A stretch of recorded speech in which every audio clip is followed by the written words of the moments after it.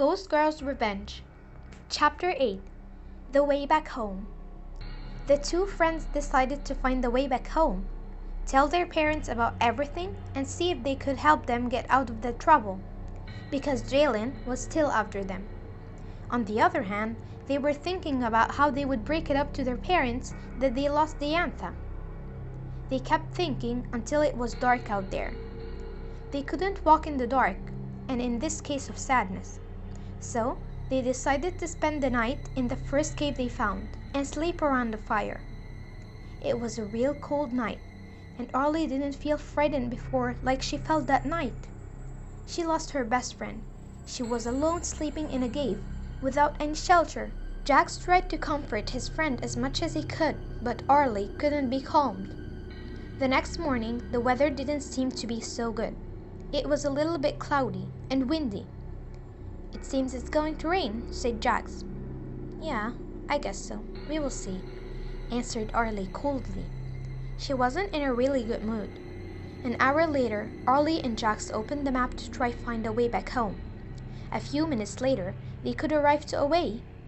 It wasn't the best way, but it was the only one.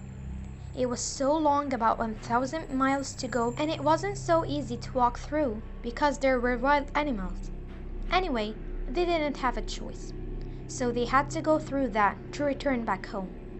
But they couldn't start such a long walking journey with an empty stomach. So Arlie got out 2 sandwiches that were left in her bag. After having their breakfast, they started their journey. 2 hours later of walking, Jax felt that something was wrong. "I think we're not alone," said Jax quietly. When Arlie was catching a glimpse, she noticed a shadow going around. "Oh my God, Jax, I saw something moving behind these tall trees," said the young girl in a freaking voice. Jax approached near the tall trees, and he found something he wasn't expecting. It was Jalen. No, not you again. What do you want from us?" shouted Jax. "Didn't you get enough? You took our best friend. What do you want more?" continued Arlie. "I didn't take your friend's soul.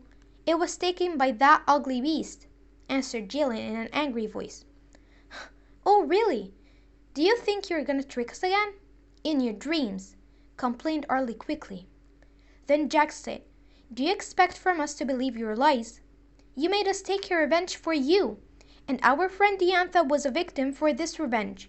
Isn't this an enough sacrifice?" "You don't believe me, huh? Okay, so you're going to see by yourself," answered Jalen with a strange voice and a scary smile. "Oh no, Jax, she wants to kill us. That's what she meant by her words," cried Arlie. "Don't worry, Arlie.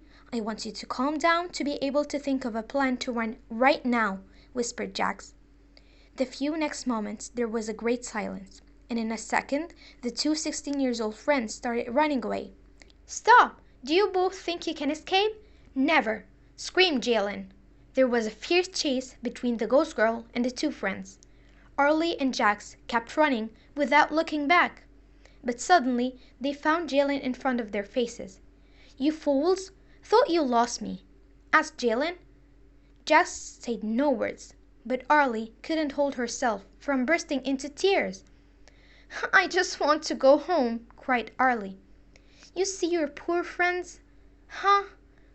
Or should I say your adventurous friend?" laughed the ghost girl. "How dare you make fun of my friend? And yes, call her my adventurous friend. If you were in her shoes, you wouldn't have been able to handle all what she had passed through. So don't ever make fun of any of us," answered Jax in a brave voice. "We'll see, but even if I left you both go home alive, I won't leave you before I have your souls," Jalen threatened them.